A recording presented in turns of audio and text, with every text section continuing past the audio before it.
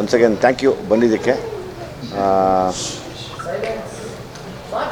50ನೇ ವರ್ಷದ ಹುಟ್ಟುಹಬ್ಬ ನಾನು ಎಂದಂತೆ ತಾಯಿ ತಂದೆ ಮಡ್ಲಲ್ಲಿ ಆಚರಿಸ್ಕೋಬೇಕು ಅನ್ನೋ ಆಸೆ ನನಗೆ. ಅವ್ರು ಇನ್ನೂ ಜೀವಂತವಾಗಿದ್ದಾರೆ. ಸೊ ಹಾಗಾಗಿ ಅವ್ರ ನೆನಪುಗಳು ಇಲ್ಲಿರುತ್ತೆ.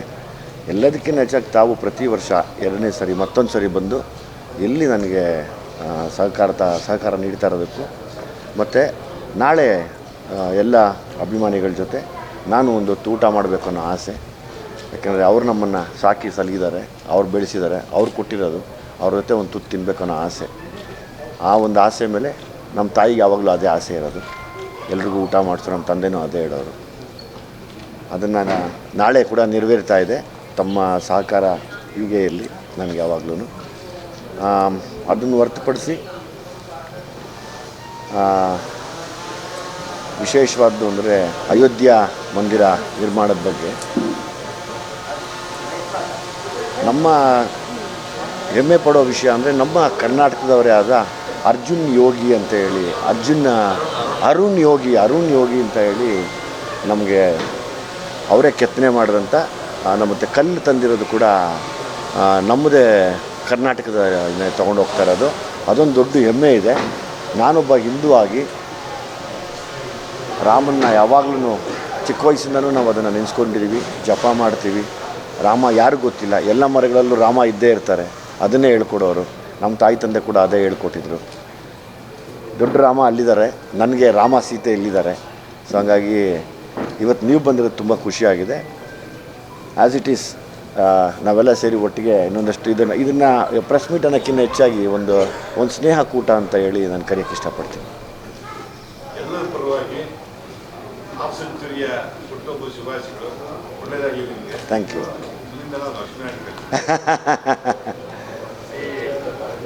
ವರ್ಷದಿಂದ ವರ್ಷಕ್ಕೆ ಅಭಿಮಾನಿಗಳ ಸಂಖ್ಯೆ ಜಾಸ್ತಿ ಆಗ್ತದೆ ಹೋಗ್ತಾ ಇದೆ. ಪ್ರತಿಯೊಬ್ಬ ಸ್ಟಾರ್ಗೂ ನಿಮಗೆ ಅದು ಡಬಲ್ ಆಗ್ತಾ ಹೋಗ್ತಿದೆ, ದುಪ್ಪಟ್ಟಾಗ್ತಾ ಹೋಗ್ತಾ ಇದೆ. ವಯಸ್ಸು ಜಾಸ್ತಿ ಆಗ್ತದೆ, ಅಭಿಮಾನಿಗಳ ಸಂಖ್ಯೆನೂ ಜಾಸ್ತಿ ಆಗ್ತದೆ. ಸೊ ಯೂಶಲಿ ನಂದಿ ಲಿಂಕ್ಸ್ ಗ್ರೌಂಡಲ್ಲಿ ಅಭಿಮಾನಿಗಳನ್ನ ಕರೆದು ಅಲ್ಲಿ ಒಂದು ದೊಡ್ಡ ಮಟ್ಟಕ್ಕೆ ಬರ್ತ್ಡೇ ಸೆಲೆಬ್ರೇಷನ್ ಮಾಡ್ಕೊಳ್ಳೋದು ಈಗ ಪ್ರಸಿದ್ಧಿ ಆಗಿದೆ ಸ್ಯಾಂಡ್ವುಡ್ ಅಲ್ಲಿ. ನೀವು ಕಳೆದ ವರ್ಷದಿಂದ ಇಲ್ಲೇ ಮಾಡ್ಕೋಬೇಕು ಅಂತ ಒಂದು ಯಾಕೆ ಅನಿಸ್ತು? ಅದು ನಮ್ಮ ತಾಯಿ ಹೋಗೋ ಮೂಮೆಂಟಲ್ಲಿ ನಾನು, ಕೀರ್ತಿ, ನಮ್ಮ ಅಕ್ಕದಿರು ಎಲ್ಲ ಒಟ್ಟಿಗೆ ಇದ್ದವರು. ನಮ್ಮ ತಾಯಿ 23 ದಿವಸ ಅವರೇನು ಸಾವು ಬದುಕಿನ ಮಧ್ಯೆ ಹೋರಾಡ್ತಿದ್ರು. ಅವಾಗ ಅದನ್ನು ತೋಡಿ ತುಂಬ ನಾವು 4 ಜನ ಮಕ್ಕಳು ಕೀರ್ತಿ ಸಮೇತ ತುಂಬ ಸಫರ್ ಮಾಡಿದ್ವಿ. ನಾವು ಅವ್ರನ್ನ ಬಿಟ್ಟಿರೋಕ್ಕೆ ಆಗಲ್ಲ. ಅಟ್ಲೀಸ್ಟ್ ಆ ವರ್ಷದಲ್ಲಿ ಬರ್ತಾ ಇರ್ತೀವಿ. ಬಟ್ ನಾನು ಹುಟ್ಟಿದ ಹಬ್ಬ ಅಂದಾಗ ನಾವೆಲ್ಲ ಸೇರಿ ಇವತ್ತೆಲ್ಲ ಅಲಂಕಾರ ಮಾಡಿದ್ದೆ. ನಮ್ಮ ಅಕ್ಕ, ನನ್ನ ತಂಗಿ, ಇನ್ನೊಬ್ಬ ಅಕ್ಕ ಕೀರ್ತಿ ಎಲ್ಲ ಸೇರಿ ಇದನ್ನ ಅಲಂಕಾರ, ಅವರು ಶ್ರದ್ಧೆಯಿಂದ ಅಲಂಕಾರ ಮಾಡಿಸಿದ್ರೆ ನಮ್ಮನ್ನು ಬಿಟ್ಟೋಗ್ತಾ ಇಲ್ಲ. ಅದು ಇಲ್ಲಿಗೆ ಹೇಳ್ಕೊಂಬರುತ್ತೆ. ಸೊ ಅಮ್ಮನಿಗೆ ಯಾವಾಗಲೂ ಒಂದು ಆಸೆ ಇತ್ತು, ಯಾವಾಗಲೂ ಹೇಳೋರು ಅವರು, ದೇವ್ರು ನಿಂಗೆ ಒಳ್ಳೇದು ಮಾಡ್ತಾನೆ, ಸುಮ್ಮನೆ ಏನಾಗಲ್ಲ, ಗಾಬರಿ ಬೀಳ್ಬೇಡ ಅಂತ. ಅದು ಹಂಗೆ ಆಗ್ತಾಯಿದೆ ನೀವು ಹೇಳ್ದಂಗೆ. ಎಲ್ಲರೂ ನಿಮ್ಮನ್ನು ಬ್ಲ್ಯಾಕ್ ಕೋಬ್ರಾ ಅಂತ ಕರೀತಿದ್ರು, ದುನಿಯಾ ವಿಜಯ್ ಅಂತ ಕರೀತಿದ್ರು, ಈಗ ಸ್ಯಾಂಡ್ವುಡ್ ಸಲಗ ಅಂತ ಕರೀತಾರೆ. ಬಟ್ ನಾವೇನೋ ಕೇಳ್ಪಟ್ವಿ, ನನಗೆ ವಿಜಯ್ ಅನ್ನೋ ಹೆಸರು ಬೇಡ, ನಮ್ಮ ತಾಯಿಯ ಕೊನೆಯ ಆಸೆ ಆಗಿದ್ದದು, ಇವತ್ತಿನ ನಾನು ವಿಜಯ್ ಕುಮಾರ್ ಅಂತ ಹೆಸರು ಬದಲಾಯಿಸ್ಕೊತಾ ಇದ್ದೀನಿ ಅಂತ ಹೇಳಿ. ಹೌದು, ನನ್ನ ಹೆಸರು ಇರೋದೇ ವಿಜಯ್ ಕುಮಾರ್ ಅಂತ. ಸೊ ಹಂಗಾಗಿ ಅಮ್ಮ ಸಾಯೋ ಟೈಮಲ್ಲೂ ಕೂಡ ಹೇಳೋರು, ಸಾಕಪ್ಪ ಎಲ್ರಿಗೂ ಕೇಳ್ಕೊ, ವಿಜಯ್ ಅಂತ ಹಾಕ್ಬೇಡ ಅನ್ನೋ, ಹಾಕಿದ್ರೆ ವಿಜಯ್ ಅಂತ ಹಾಕೋಕೆ ಕೇಳು, ಇಲ್ಲ ವಿಜಯ್ ಕುಮಾರ್ ಅಂತ ಫುಲ್ ಹೆಸರು ಇಟ್ಕೊಪ್ಪ, ಯಾಕೋ ಇಲ್ಲಿವರೆಗೂ ತುಂಬ ಕಷ್ಟ ಅನುಭವಿಸ್ಬಿಟ್ಟೆ ಕಣೋ, ಇನ್ಮೇಲಾದರೂ ಚೆನ್ನಾಗಿರುವಂತೆ ಅಂದರು. ಆ ಹೆಸರನ್ನ ನಾನು ವಿಜಯ್ ಕುಮಾರ್ ಅಂತ ಅನೌನ್ಸ್ ಮಾಡಿದೆ. ತಾವೇ ಅದು ನನಗೆ ಅದೆಲ್ಲ ಹೆಲ್ಪು ಮಾಡಿದ್ರಿ ಕೂಡ. ಅವ್ರು ಹೇಳಿ ಅದನ್ನು ತೀರೋದ್ರು. ಬಟ್ ನನಗೆ ಆ ಗೆಲುವು ಸಿಗ್ತಾನೇ ಇದೆ. ಹೌದಾಗಿದೆ. ವಿಜಿ ಅದು ವರ್ಕ್ ಆಗಲಿಲ್ಲ ನನಗೆ ಅದು. ಸೊ ಹಂಗಾಗಿ ದಯಮಾಡಿ ಎಲ್ಲರೂ ವಿಜಯ್ ಅಥವಾ ವಿಜಯ್ ಕುಮಾರ್ ನಿಮ್ಗೆ ಹೆಂಗೆ ಅನ್ಕೋ, ವಿಜಯ್ ಒಂದು ಬಿಟ್ಬಿಟ್ಟು ಏನು ಬೇಕಾದ್ರೂ ಯೂಸ್ ಮಾಡಿ.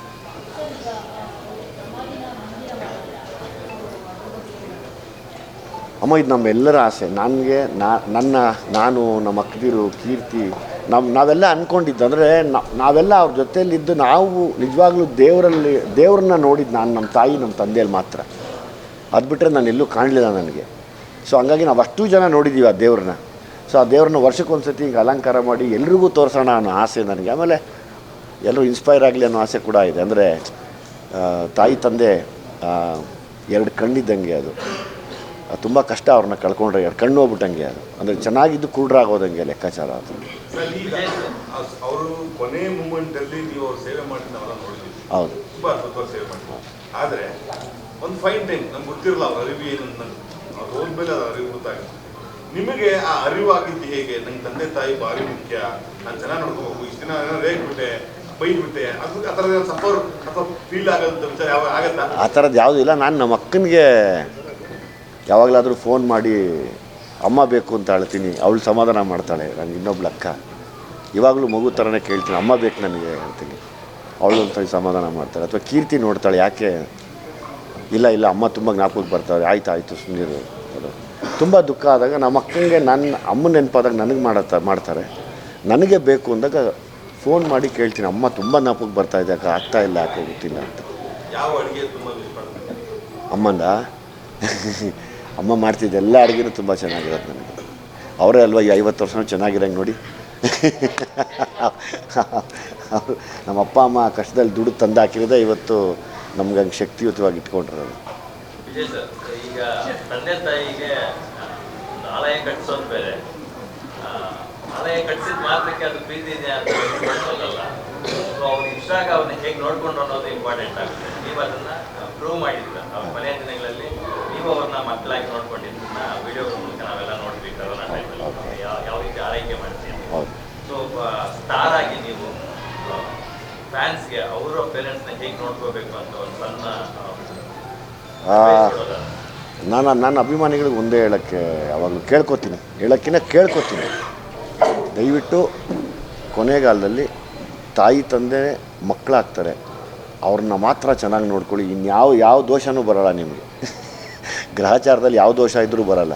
ತಾಯಿ ತಂದೆ ಚೆನ್ನಾಗಿ ನೋಡ್ಕೊಂಬಿಟ್ರೆ ಸಾಕು. ಎಲ್ಲ ಅಭಿಮಾನಿಗಳಿಗೆ ಅದೇ ಹೇಳೋದು.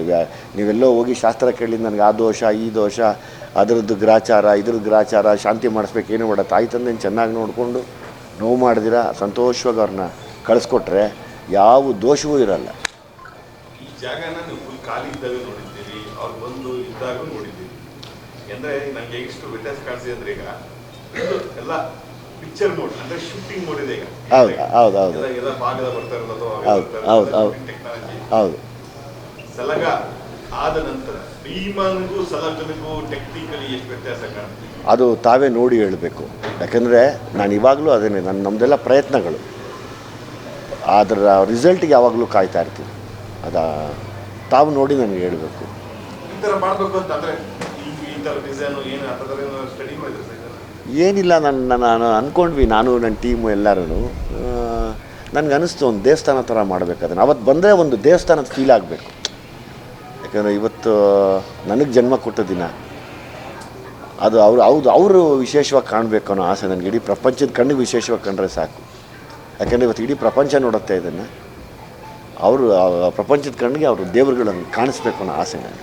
ನಮಗಿರೋ ನಾಲೆಜ್ ಪ್ರಕಾರ ಒಬ್ಬರೇ ಅನಿಸುತ್ತೆ ತಂದೆ ತಾಯಿಯ ಈ ಥರದ ವಿಚಾರದಲ್ಲಿ ಬರ್ತಡೇ ಆಚರಿಸ್ಕೊತಾರೆ ಎಲ್ಲ ನಟರ ಪೈಕಿ. ಇರ್ಬೋದು ಬಟ್ ನನಗೆ ಅದೇನೋ ಆಗಲಿ.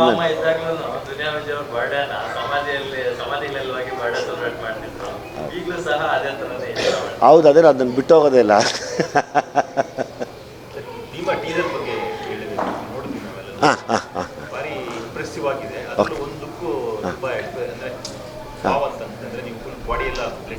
ಹೌದು ಸರ್, ಭೀಮಾ ಟೀಸರ್ ತುಂಬ ಥ್ಯಾಂಕ್ಸ್, ತುಂಬ ಒಳ್ಳೆ ರೆಸ್ಪಾನ್ಸ್ ಇದೆ.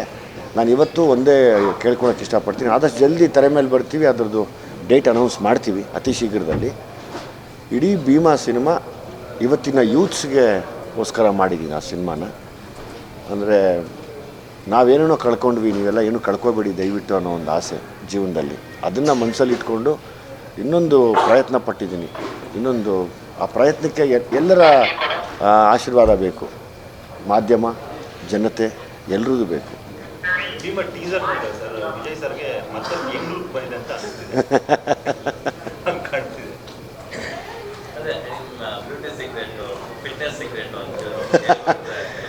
ಸರ್ ಏನಿಲ್ಲ ಸರ್, ಅಂದರೆ ಎವ್ರಿ ಡೇ ವರ್ಕೌಟ್ ಮಾಡೋದು, ಆಮೇಲೆ ಜಂಕ್ ಫುಡ್ ತಿಂದೇ ಇರೋದು ಅಷ್ಟೇ ಸೀಕ್ರೆಟ್.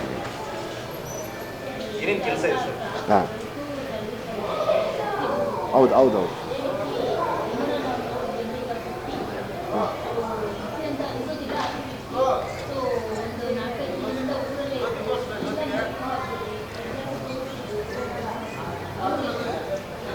ಚೆನ್ನಾಗಿತ್ತಮ್ಮ. ನನಗೆ ಅದೇ ಈ 50 ಅನ್ನೋ ವಿಶೇಷಕ್ಕೇ ಎಲ್ಲ ಕಡೆ ಓಡಾಡಿ, ನಾನು ಚಿಕ್ಕ ವಯಸ್ಸಿಂದ ಎಲ್ಲೆಲ್ಲಿ ಓಡಾಡಿದ್ದೆ ಅದೆಲ್ಲ ಓಡಾಡ್ಕೊಂಡು ಬಂದು ನನ್ನ ಫ್ರೆಂಡ್ಸು ಸಂಬಂಧಿಕರು ಎಲ್ಲರೂ ಮಾತಾಡಿಸ್ಕೊಂಡು ಅದೊಂದು ನೆನಪಾಗಿ ಉಳ್ಕೊಡ್ಲಿ. ಬಿಕಾಸ್ ಅಫ್ಕೋರ್ಸ್ ಇವತ್ತಿಗೆ 50 ಯಾವತ್ತೂ ಗ್ರೇಟ್. ಇದು ನಮ್ಮ ಭೀಮಾ ಸಿನಿಮಾದ ಬಗ್ಗೆ ಹಾಕ್ಕೊಂಡಿದ್ದೀವಿ. ಹಾಂ ಸತೀಶ್ ಕೊಟ್ಬಿಡ್ತೀನಿ ಸತೀಶ್ ಪ್ಲೀಸ್. ಪ್ಲೀಸ್ ನೋಡಿ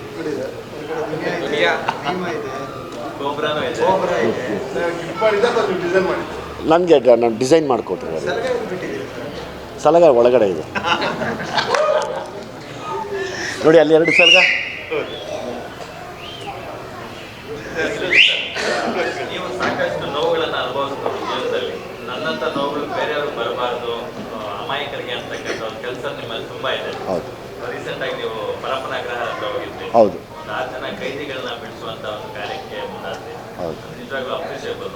ಥ್ಯಾಂಕ್ ಯು ಸರ್. ನಿಮ್ಮ ಬರ್ಡೇಗೆ ಫ್ಯಾನ್ಸ್ಗೆ ಟೀಸರ್ ಅಲ್ಲ best gift, this will be the best gift ಅಂತ ನಾನು ಹೇಳ್ತೀನಿ. ಡೆಫಿನೆಟಾಗಿ thank you very uh much. Motive ಯಾಕೆ ಬಂತು, ಯಾಕೆ ಮಾಡ್ಬೇಕನ್ನಿಸ್ತು, ಅದು ಹೇಗಾಯ್ತು ಸರ್ ಆ ಪ್ರಾಸೆಸ್? ಅದೇನೋ ಗೊತ್ತಿಲ್ಲ ಸರ್, ನಾನು ಆಗ್ಲಿಂದಲೂ ಹಂಗೆ ಬಂದ್ಬಿಟ್ಟಿದ್ದೀನಿ. ಯಾರೋ ಅಂದರೆ ಲೈಕ್ ನಾವು ಆ ಬಡತನ ಅದೆಲ್ಲ ನೋಡಿರೋದ್ರಿಂದ ಬಡವರು ಗೊತ್ತಿಲ್ಲದಿರೋ ತಪ್ಪು ಮಾಡಿಬಿಟ್ಟು ಒಳಗಡೆ ಸೇರಿಬಿಟ್ರೆ ಪಾಪ ಅವ್ರಿಗೆ ಒಂದು ಸಣ್ಣ ಅಮೌಂಟ್ ಕಟ್ಟೋಕ್ಕೂ 1 ವರ್ಷ 2 ವರ್ಷ ಇರಬೇಕಾಗತ್ತೆ ಜೈಲಲ್ಲಿ. ಎಲ್ಲೋ ಒಂದು ಕಡೆ ಗಂಡ ತಪ್ಪು ಮಾಡಿಬಿಟ್ಟಿರ್ತಾನೆ, ಪಾಪ ಹೆಂಡತಿ ಹೆಸರು ಹಾಕ್ಕೊಂಡು ಕರ್ಕೊಂಡು ಹೊಟ್ಟೋಗಿರ್ತಾರೆ. ಅವ್ರಿಗೆ ಆ ಕೈದಿ ಅನ್ನೋ ಒಂದು ಪಟ್ಟ ಕೊಟ್ಟು ಗಂಡ ಮಾಡಿರೋ ತಪ್ಪಿಗೆ ನಾನು ಬಂದಲ್ಲ ಅಂತ ಹೆಂಡತಿ ನರಳಿ ನೀವು ನಂಬಲ್ಲ. ಅದ್ರಲ್ಲಿ ಒಬ್ಬಳಿಗೆ ಮಾನಸಿಕ ಅಸ್ವಸ್ಥ ಆಗಿದ್ದ. ಅವ್ರ ತಾಯಿ ಬಂದು ಕರ್ಕೊಂಡು ಹೋಗ್ಬೇಕಂತೇವೆ ಅಂತ ಅವ್ರು ಅಲ್ಲೇ ಬಿಟ್ಟು ಬಂದೆ, ಅವ್ರ ಪೇರೆಂಟ್ಸ್ನ ಕರ್ಸ್ಕೊಂಡು ಹೋಗಿದ್ದ. ನನಗೊಂದೇ ಸರ್, ಬಡವ ತಪ್ಪು ಮಾಡಿದ್ದಾನೆ ಅಂದರೆ ಯಾವತ್ತೂ ಪಾಪ ಅವನಿಗೆ ಕೆಲವು ಸರಿ ಗೊತ್ತಿಲ್ಲದೇ ಮಾಡಿಬಿಟ್ಟಿರ್ತಾನೆ. ಆದರೆ ಸುಮಾರು ಜನ ತಪ್ಪು ಮಾಡಿ ಹೊರಗಡೆ ತುಂಬ ಚೆನ್ನಾಗಿ ಬದುಕ್ತಾ ಇದ್ದಾರೆ. ಅವ್ರಿಗೆ ಯಾರಿಗೂ ಸಜಾ ಕೊಡೋದಿಲ್ಲ, ಅವ್ರಿಗೆ ಯಾರೂ ಪನಿಷ್ಮೆಂಟೇ ಕೊಡೋಲ್ಲ. ಒಬ್ಬ ಬಡವ ಹೌದು ತಪ್ಪು ಮಾಡ್ತಾನೆ ಅಂದರೆ I am not talking about habituals ಅಲ್ಲ, ಯಾವಾಗಲೂ ಅದೇ ರೂಢಿಲಿರೋರಲ್ಲ. ಬಡವರಿಗೆ ಅನ್ಯಾಯ ಆಗಿ ಏನೋ ಕೆಲವು ಸರ್ತಿ ಒಂದು 7-8 ಹೆಸರು ಬಿದ್ದಾಗ 3-4ನೇವರು ದೇವರನ್ನ ಅಮಾಯಕರಿರ್ತಾರೆ. ನಾನು ಕಣ್ಣಾರೆ ನೋಡಿದ್ದೀನಿ. ಅವರು ನೀವು ನಂಬಲ್ಲ, ಸತ್ಯ ಹೋಗ್ಬಿಡ್ತಾರಲ್ಲಿ, ಸತ್ಯ ಹೊಟ್ಟೋಗ್ತಾರೆ. ಪಾಪ ಲೇಡಿ ಇನ್ನೂ 1 ವರ್ಷ ಇರಬೇಕಾಗಿತ್ತಂತೆ, 1 ಅವರ್ ಇರೋಕ್ಕಾಗಲ್ಲ ಅಲ್ಲಿ. ಅದು ನನಗೆ ನೋವು ಅಷ್ಟೇ. ನನಗೊಂದೇ ಬಡವ ಗೊತ್ತಿಲ್ದಂಗೆ ತಪ್ಪು ಮಾಡಿಬಿಡ್ತಾನೆ, ಅನ್ನಕ್ಕೋ ಮತ್ತೊಂದಕ್ಕೋ ಮಗದೊಂದಕ್ಕೋ ಮಾಡಿಬಿಟ್ಟಿರ್ತಾನೆ. ಪಾಪ ಅವನಿಗೆ ತುಂಬ ಅರಿವಿರಲ್ಲ, ಅಥವಾ ತಪ್ಪು ಮಾಡೋ ಜಾಗದಲ್ಲಿ ನಿಂತಿರ್ತಾನೆ. ಅವನ್ನ ಕರ್ಕೊಂಡು ಹೋಗ್ಬಿಟ್ಟು ವರ್ಷಾನುಗಟ್ಟಲೆ ಸಜಾ ಆಗ್ಬಿಟ್ಟಾಗ ಅವನು ಆ ನರಳದು ನೋಡೋಕ್ಕಾಗಲ್ಲ ಅಷ್ಟೇ. ಹೊರಗಡೆ ಬಂದ ಮೇಲೆ ತುಂಬ ಖಂಡಿತವಾಗಿ ಆಗಿರ್ತಾರೆ ನಿಮಗೆ, ಅವರಿರ್ಬೋದು ಅವರ ಕುಟುಂಬಸ್ಥರು. ಹೌದೌದು ಅವ್ರ ಎಮೋಷನ್ಸ್ ಬಗ್ಗೆ ಮಾತಾಡೋದು ಸರ್. ಅದಕ್ಕೆ ನಾವು ಆ ಪ್ರೀತಿಗೆ ಬೆಲೆ ಕಟ್ಟೋಕ್ಕೆ ಆಗಲ್ಲ, ಯಾವುದೇ ಕಾರಣಕ್ಕೂ ಬೆಲೆ ಕಟ್ಟೋಕ್ಕಾಗಲ್ಲ. ಅವರು ಒಂದು ಬ್ಲೆಸ್ ಮಾಡೋದೇ ನಮ್ಮ ತಾಯಿಗೆ ತುಂಬ ಇಷ್ಟ ಆಯಿತು. ಒಂದು ಸರ್ತಿ ಹೀಗೆ ಮೈಸೂರಿನಲ್ಲಿ ಬಿಡಿಸಿದಾಗ ಒಬ್ಬರು ವಯಸ್ಸಾಗಿರೋರನ್ನ ಬಿಡಿಸಿದ್ದೆ. ಅವ್ರಿಗೆ ಕ್ಯಾನ್ಸರ್ ಇತ್ತು, ಅರೌಂಡ್ 68 ಇಯರ್ಸ್ ಏನೋ ಅವ್ರಿಗೆ. ಸರಿ, ಅವ್ರನ್ನ ಬಿಡಿಸಿದಾಗ ನಮ್ಮ ತಾಯಿನ ಕರ್ಕೊಂಡು ಹೋಗಿ ನಿಲ್ಲಿಸ್ಕೊಂಡೆ ನಾನಲ್ಲಿ. ಅವರೆಲ್ಲ ನಮ್ಮ ತಾಯಿಗೆ ಕೈ ಎತ್ತಿ ಮುಗಿದ್ರಮ್ಮ ನಿಮ್ಗೆ ಒಳ್ಳೇದಾಗಲಿ ಅಂತ. ನಾವಮ್ಮ ಅಂದ್ರು, ನನಗೆ ಬೇಡಮ್ಮ, ಇವ್ನಿಗೆ ಒಳ್ಳೇದಾದರೆ ಸಾಕು ಅಂತ. ಎಲ್ಲಿ ಬಂದಿದ್ದು ನಾನು ಕೆಲಸ ಮಾಡಬೇಕು ಅಂತ ಅನ್ಸಿದ್ದಕ್ಕೆ ಅದೊಂದು ಸ್ಪಾರ್ಕ್ ಆಗೋದು? ಸರ್, ನಮಗೆ ತುಂಬ ಪರೀಕ್ಷೆಗೆ ಒಳಗಾಗಿ ತುಂಬ ನೋವು ತಿಂದಿರೋದ್ರಿಂದ ನಾವು ನೋಡಿದ ತಕ್ಷಣ ಅಮಾಯಕರಾರು ಅಂತ ಕಂಡುಹಿಡಿಯೋ ಒಂದು ಸಣ್ಣದು ಒಂದು ಜಡ್ಜ್ಮೆಂಟ್ ಇರುತ್ತೆ ಯಾವಾಗಲೂ. ಯಾಕೆಂದರೆ ನೋಡಿ, ಸುಮಾರು ಜನ ಕ್ರೈಮ್ ಮಾಡಿ ಆರಾಮಾಗಿ ಬದುಕ್ತಾ ಇದ್ದಾರೆ, ನೆಮ್ಮದಿಯಾಗಿ ಬದುಕ್ತಾ ಇದ್ದಾರೆ. ಅವ್ರು ಯಾರಿಗೂ ಪನಿಷ್ಮೆಂಟೇ ಇಲ್ಲ, ಅವ್ರು ಯಾರಿಗೂ ಇದೇ ಇರಲ್ಲ. ಬಟ್ ಕೆಲವ್ರಿಗೆ ಹಿಂಗೆ ಸಿಕ್ಕಾಕೊಬಿಡ್ತಾರಲ್ಲ, ಅವ್ರು ನೋಡಿದಾಗ ತುಂಬ ನೋವಾಗುತ್ತೆ ಮನಸ್ಸಿಗೆ.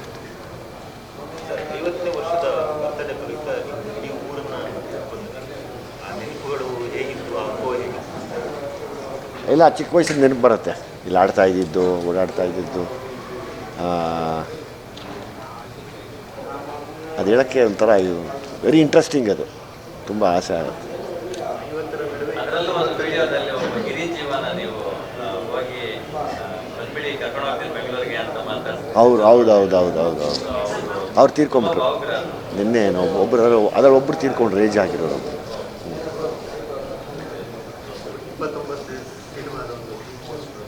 ಹಾಂ ಜಡೇಶ್ ಅವ್ರದ್ದು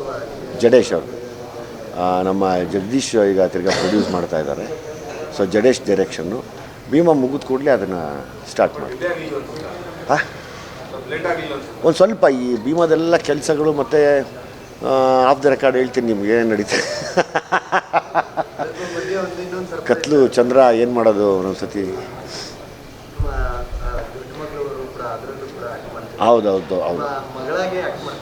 ಹೌದು ದೊಡ್ಡ ಮಗಳು ಕೂಡ ನನ್ನ ಜೊತೆ ಮಗಳಾಗಿ ಆ್ಯಕ್ಟ್ ಮಾಡ್ತಾ ಇದ್ದಾರೆ ಫಸ್ಟ್ ಟೈಮ್. ನನಗೆ ಹೆಮ್ಮೆ ಇದೆ, ಖುಷಿ ಇದೆ ಆಯಿತಾ. ಮಕ್ಕಳ ಬಗ್ಗೆ ಒಂದಷ್ಟು ಒಬ್ಬರು ಅನುಪಮ್ ಕೇರ್ ಫಿಲ್ಮ್ ಇನ್ಸ್ಟಿಟ್ಯೂಟಲ್ಲಿ ಇದ್ದಾರೆ, ಎಸ್ ಹೌದು, ಅನುಪಮ್ ಕೇರ್ ಇನ್ಸ್ಟಿಟ್ಯೂಟಲ್ಲಿ ಕಲಿತು ಬಂದು ಈಗ ನಮ್ಮ ನಯನಾ ಸೂದಿದ್ರಲ್ಲ ಅವ್ರ ಹತ್ರ ಒಂದು ಸಣ್ಣ ಪಾತ್ರ ಮಾಡಿ ಥಿಯೇಟ್ರಲ್ಲಿ. ಆಮೇಲೆ ತಿರ್ಗಿ ನೀನಾಸಮ್ಮ ಟೀಚರ್ ಒಬ್ಬರು ತಿರ್ಗಾ ಟ್ರೈನ್ ಮಾಡ್ತಾ ಇದ್ದಾರೆ. ನನಗೊಂದು ಆಸೆ ಎಲ್ಲ ತಿಳ್ಕೊಂಡು ಬರಲಿ ಅಂತ. ಸೊ ಹಂಗಾಗಿ ನಾನೇ ತಂದೆ ಮೋನಿಕಾನೇ ಮಗಳು ಮಾಡ್ತಾರೆ. ಅವಳದು ಸ್ಕ್ರೀನ್ ನೇಮ್ ಕೂಡ ಚೇಂಜ್ ಮಾಡ್ತಾ ಇದ್ದೀನಿ, ಅವತ್ತು ನಿಮ್ಮ ಹತ್ರ ಹೇಳ್ತೀನಿ. ನಾಳೆ ಒಂದೇ ಆಸೆ ನನಗೆ, ಎಲ್ಲ ಅಭಿಮಾನಿಗಳು ಬಂದು ನನ್ನ ಜೊತೆಯಲ್ಲಿ ನಿಂತ್ಕೊಳ್ದಿರೋ ಪರವಾಗಿಲ್ಲ, ಒಟ್ಟಿಗೆ ಊಟ ಮಾಡ್ಕೊಂಡು ಹೋಗ್ಲಿ ಅನ್ನೋ ಒಂದು ಆಸೆ. ಅದನ್ನು ಬಿಟ್ಟರೆ ಇನ್ನೇನು ಆಸೆ ಇಲ್ಲ ನನಗೆ. ಒಂದೊತ್ತು ನಮ್ಮದೇನೋ ಶಕ್ತಿ ನಾವು ಅವ್ರು ಕೊಟ್ಟಿರೋದು ನಮಗೆ. ಅವ್ರ ಜೊತೆ ಒಂದೊತ್ತು ಊಟ ಮಾಡೋಕೆ ನಾನು ಒಂಚೂರು ಅವ್ರ ಜೊತೆ ಇದ್ದರೆ ನನಗೆ ಅಷ್ಟೇ ಖುಷಿ, ಇನ್ನೇನು ಖುಷಿ. ಇದೆಲ್ಲ ಮರ್ತುಬಿಟ್ಟಿದ್ದೀನಿ, ಏಜೆಲ್ಲ ನನ್ನ ತಲೆಯಲ್ಲಿಲ್ಲ. ನೀವೇ ನೆನಪಿಸೋದು ನನಗೆ.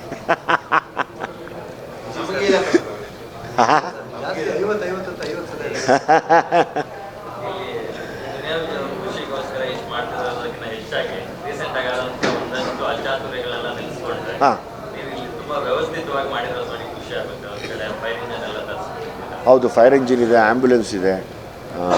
ಸೊ ಹಂಗಾಗಿ ಯಾರಿಗೇನು ಅನಾಹುತ ಆಗೋದು ಎಲ್ಲೂ ಬೇಡ, ಯಾವ ಅಭಿಮಾನಿಗೂ ಎಲ್ಲೂ ಏನೂ ಆಗೋದು ಬೇಡ.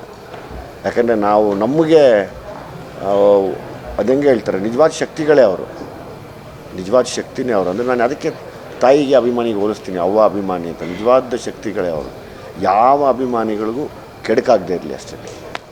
ಬಹಳ ದಿನಗಳಿಂದ ಒಂದು ಕಾಂಬಿನೇಷನ್ ವರ್ಕೌಟ್ ಆಗ್ತಿಲ್ಲ ಅಂತ, ಅಂದರೆ ಸದ್ಯದಲ್ಲೇ ಶಿವಣ್ಣ ಮತ್ತು ದುನಿಯಾ ವಿಜಯ್ ಸಿನಿಮಾ ಮಾಡ್ತಾರೆ ಅಂತ ಮಾತುಕತೆ, ಅಂದರೆ ಟಾಕ್ ಆಗುತ್ತೆ, ಮತ್ತು ಅದು ಮೇನ್ ಸ್ಟ್ರೀಮ್ ಬರ್ತಾ ಇಲ್ಲ. ಯಾವಾಗ ಕಾಂಬಿನೇಷನ್ ಅಂತ ನಾನು ವೆಯ್ಟ್ ಮಾಡ್ತಾಯಿದ್ದೀನಿ, ನಿಜವಾಗ್ಲೂ ವೆಯ್ಟ್ ಮಾಡ್ತಾಯಿದ್ದೀನಿ. ನನಗೆ ಅದೊಂದು ನನ್ನ ಲೈಫ್ ಅಚೀವ್ಮೆಂಟಲ್ಲಿ ಅದು ಕೂಡ ಒಂದು ದೊಡ್ಡ ಅಚೀವ್ಮೆಂಟ್ ಆಗುತ್ತೆ. ನಾನು ತುಂಬ ವೆಯ್ಟ್ ಮಾಡ್ತಾಯಿದ್ದೀನಿ ಶಿವಣ್ಣನ ಜೊತೆ ಆ್ಯಕ್ಟ್ ಮಾಡಬೇಕು. ನಂಗೆ ಮನಸಾರೆ ತುಂಬ ಖುಷಿ ಇದೆ. ರಜನಿಕಾಂತ್ ಅವ್ರ ಜೊತೆ ಅದು ನೋಡಬೇಕು, ಗೊತ್ತಿಲ್ಲ, ಅದನ್ನ ಕರೆಕ್ಟ್ ಮಾಹಿತಿ ನನಗೆ ಬಂದಿಲ್ಲ. ಸೊ ಹಂಗಾಗಿ ನಾನು ಸುಮ್ಮನೆ ಏನು ಮಾತಾಡೋದು ಬೇಡ ಸುಮ್ಮನೆ. ಶ್ರೀಮಂತ್ ಹಾಡುಗಳೆಲ್ಲ ತುಂಬ ಚೆನ್ನಾಗಿ ಬಂದಿದೆ. ಟೀಸರು ಇವತ್ತು ನೋಡಿದಾಗ ತುಂಬ ಇಂಪ್ರೆಸಿವ್ ಆಗಿದೆ. ಹಾಗಾಗಿ ನಿರೀಕ್ಷೆ ಹೆಚ್ಚಿದೆ ಸಿನಿಮಾ. ಯಾವಾಗ ಎಕ್ಸ್ಪೆಕ್ಟ್ ಮಾಡ್ಬೋದು? ಆದಷ್ಟು ಜಲ್ದಿ ಅನೌನ್ಸ್ ಮಾಡ್ತೀವಿ ಡೇಟ್. ಅದು ಅತಿ ಶೀಘ್ರದಲ್ಲಿ ಅನೌನ್ಸ್ ಮಾಡ್ತೀವಿ ಡೇಟ್. ಕೆಲಸ ಎಲ್ಲ ಕಂಪ್ಲೀಟ್ ಆಗಿದೆ. ಹೌದು, ಎಲ್ಲ ಕಂಪ್ಲೀಟ್ ಆಗಿದೆ. ಏನೋ ನಿಮ್ಮ ಆಶೀರ್ವಾದದಿಂದ ಹಂಗೆಲ್ಲ ಆಗಲಿ ಅನ್ನೋ ಆಸೆ. ಅಂದರೆ ಹಂಗಾಗಲಿ ಅನ್ನೋಕ್ಕಿಂತ ಹೆಚ್ಚಾಗಿ ವಿಷಯ ಹಂಗಿದೆ. ವಿಷಯ ಎಲ್ಲ ಮಕ್ಕಳಿಗೆ, ಅಂದರೆ ಎಲ್ಲ ಯೂತ್ಸ್ಗೂ ಮುಟ್ಟೋ ಥರ ಇರೋದ್ರಿಂದ ಎಲ್ಲ ಕಡೆ ಅದು ಗೊತ್ತಿಲ್ಲ ಸರ್, ಅದು ಆಗಬೇಕದು. ನಾವು ಅಂದ್ಕೊಂಡು ಮಾಡಬಾರ್ದು ಅದನ್ನು. ರೀಸೆಂಟಾಗಿ ಭೀಮಾ ಸಿನಿಮಾದ ನಿರ್ಮಾಪಕರಾದಂಥ ಕೃಷ್ಣ ಸಾರ್ಥಕ್ ಅವ್ರ ತಂದೆ ಕೂಡ ಅವ್ರ ಫಾದರ್ ತೀರ್ಕೊಂಡ್ರು. ಹೌದು. ಕಾಂಬಿನೇಷನ್ ಮತ್ತೊಂದು ಸಿನಿಮಾ ಮಾಡ್ತಾ ಇದ್ದಾರೆ. ಇಲ್ಲ ಕೃಷ್ಣ ಸಾರ್ಥಕ್ ಇದಕ್ಕೆ ಪ್ರೊಡ್ಯೂಸರ್ ಅಲ್ಲ, ಜಗದೀಶ್ ಮಾತ್ರ. ಯಾವಾಗ ನಿರೀಕ್ಷೆ ಮಾಡ್ಬೋದು? ಆದಷ್ಟು ಜಲ್ದಿ. ನಾನು ಜಡೇಶ್ ಇಬ್ಬರು ಕಾಯ್ತಾ ಇದ್ದೀವಿ. ಜಗದೀಶ್ ಹಿಡ್ಕೊಂಡಿದ್ದೀವಿ, ಜಲ್ದಿ ರಿಲೀಸ್ ಮಾಡಪ್ಪ, ನಾವು ಶೂಟಿಂಗ್ ಹೋಗಬೇಕು ಅಂತ. 100% ಜಡೇಶು ಅಂದರೆ ಅದು ಹೆಂಗೆ ಹೇಳ್ತಾರೆ, ಮೋಸ್ಟ್ಲಿ ಜಡೇಶ್ಗೂ ನಿಂದೆ ಪರ್ಫೆಕ್ಟ್ ಜೋಡಿ ಆಗತ್ತೆ ಈ ಸತಿ.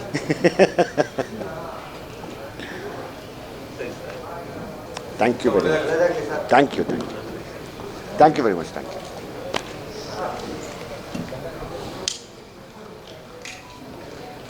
ಬನ್ನಿ ಎಲ್ಲ ಸೇರೋಣ. ಆಫ್ ಮಾಡಿ. ಹೆಚ್ಚಿನ ವಿಡಿಯೋಗಳಿಗೆ ಪ್ರತಿಧ್ವನಿ ಯೂಟ್ಯೂಬ್ ಚಾನೆಲ್ ಸಬ್ಸ್ಕ್ರೈಬ್ ಮಾಡಿ, ಬೆಲ್ ಐಕಾನ್ ಕ್ಲಿಕ್ ಮಾಡಿ.